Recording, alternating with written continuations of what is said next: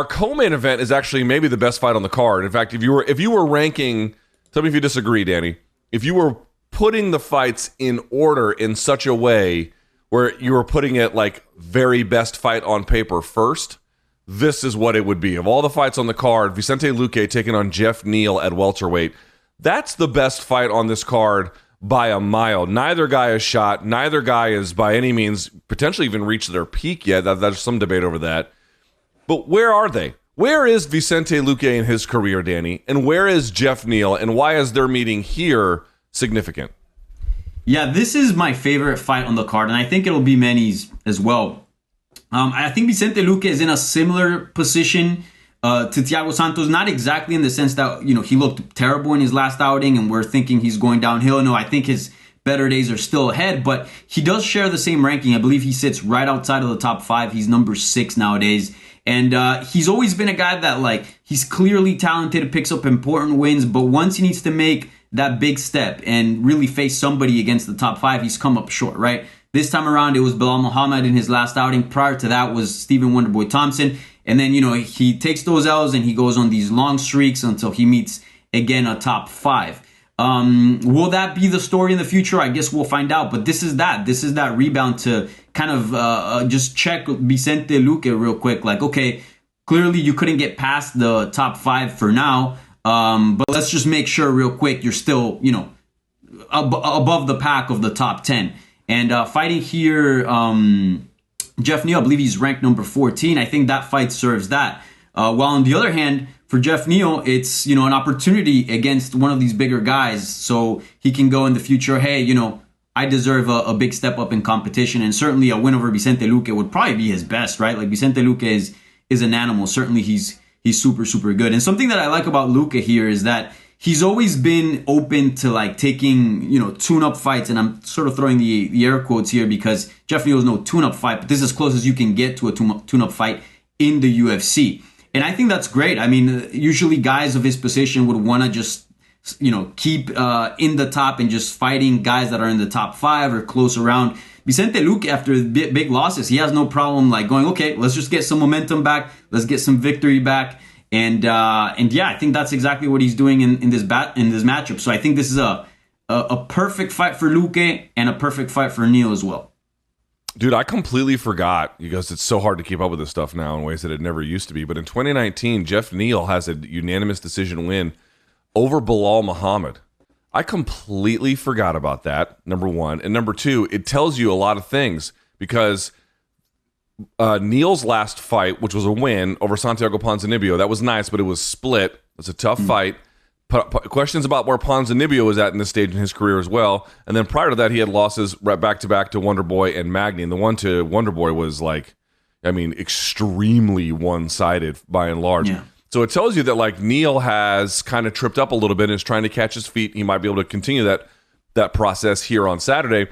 Conversely, dude, Bilal Muhammad is a guy that I've been wrong about Bilal more times than I am happy to admit.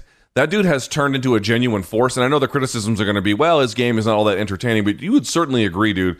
Bilal has really turned into a dynamic force in this division in terms of giving very good fighters like Vicente Luque in their last contest, I believe, a really, really tough, frankly, I won't say punishing victory, but complete, certainly in the sense of by the time they went to the scorecards, there really wasn't much question about the arithmetic, was there?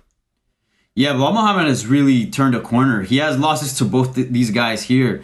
And Bilal Muhammad is just a really good fighter. And I think, yeah, he might not have that many stoppage wins. A lot of his fights go to decision. But I would say out of everybody at welterweight, he's one of the guys that fights most responsible. He sticks to his game plan, doesn't deviate from it. Minimizes risk as much as he possibly can. I mean, the guy really does the best and puts his tools. He does the best that he can do with his tool set. And it's a guy that's a lot of people doubted him, and a lot of people I feel like are still doubting him. But he's picking up the wins, and he's on his way up and forcing his way up, quite frankly, because he's on a crazy win streak, and I think he's going to be one of these guys that he's going to have to prove and become undeniable in order for him to get a title shot. Very much like Kamaru Usman at some point. Yeah, exactly. And Kamaru turned several corners, I suppose, in his career. Yeah. But Geoff Neal, Let's talk about him for just a second. Now, he's obviously had some personal issues in his life, but he's only 31 years of age. And again, he is coming off of a win against Ponzinibbio. So let me actually reflect on that, because where do you, okay, let's ask it this way. How much can you read into that win for Geoff Neal? And I'm going to ask that in a way where, Danny, I'm asking you to give me an assessment of what it means to beat Santiago Ponzinibbio in 2021. What does that win actually tell you about Geoff Neal? Yeah, I think that win's important. I think he didn't beat the old Santiago Ponzinibbio, the prime Santiago Ponzinibbio, back when he was, headlining events when the UFC was really going to South America. He headlined in Argentina. I believe he headlined as well in Chile, if I'm not mistaken. But that Santiago Ponzinibbio was a top 5 fighter in the world. Top 5. Easy. This Santiago Ponzinibbio that we see that he came back after this crazy bacterial infection that almost cost him his life is still very good. I do think he's a top 15 fighter, but he's not that top 5 threat that he once used to be. So I think this is still a very important win. Like, getting by Santiago Ponzinibbio is not easy. The people that have done it usually are involved in fight of the nights and take a good beating in the process. Like, it's not easy to get by Santiago Ponzinibbio. So I do put a lot of weight in that victory. I think it is a good victory for Geoff Neal, but it's not a victory that claims, hey, this guy's going to be the next in line to for the title shot or anything like that. But I do like Geoff Neal, and I remember like just a couple years ago, back before he had that loss to Stephen Wonderboy Thompson, he was on this crazy streak that included that victory over Bilal, and a lot of people were wondering, hey, this guy's on the come up. Is he the next title contender? Lost a step, lost to Stephen Wonderboy Thompson, a pretty dominant decision. Lost to Neil Magny, who's a complete stud. And I feel like he's kind of just getting the momentum back. And at 31, I still think there's a lot of upside. We'll see. Tough bout here against Luque, but I think he still has some good fights ahead of him. All right. We'll talk about some of the stuff in terms of X's and O's on a Friday there a little bit. For Luque, I want to ask the question this way. And if the answer is no, then say no. Have you given up on the idea of Vicente Luque as at least a title challenger, as a guy you will actually see fight for a UFC welterweight title? No, not yet. Not yet. I do understand why people may have those doubts, and I think it's fair. Because again, he goes on these really good winning streak against like top 15, top 10 opposition. And once they've put him to take the step for a top 5, he's come up short. So I understand that. And it seems it's a repeating pattern at this point. But the dude's only 30. Right now, this is the prime of his career. He trains out of a really, really good gym. Let's not forget his last fight against Bilal. That was his first main event ever. That was his first 5-round fight ever. So it just shows that even though he does have a lot of fights, there's still a lot of experience to be gained.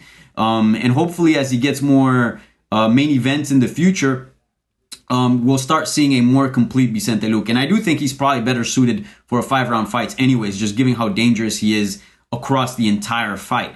And something that he told me, because I talked to him a couple of days ago, something that he told me that he learned from the Bilal fight is that going into that fight, it was his first time fighting 25 minutes, and he wasn't really sure about his cardio because he always swings hard, he always goes for the finish, and he thought that maybe there could have been a chance that towards the end, he could have lost some steam. So he kind of held back a little bit too much, and he said after the fight was over, I'm like, dude, I have so much more to give. And that kind of hurt him as well. Obviously, Bilal did a fantastic fight too. And I think technically it exposed Luque to certain things. But overall, like I do think he can tweak certain things, and given how dangerous he is, not only on the feet, but on the ground as well, you do have a threat here. You do have a threat. He's got his takedown defense is good, but what happens is that when fighters shoot on him, sometimes they might not be able to get the takedown, but they're able to press him against the cage. They're able to control him. And that obviously doesn't look good on the eyes of the judges, and it costs him. So again, a few little tweaks here and there, and I do think he can be a legit title threat. He's also, again, one of the younger guys at 30. I'm talking about the guys at the top, like Bilal's 34 already. So who knows? It may be a year or two once Kamaru's like 36 and these older guys that are at the top start facing out. He can start coming into his own at 32, 33 and be that title contender and fight for a title. I think that's possible.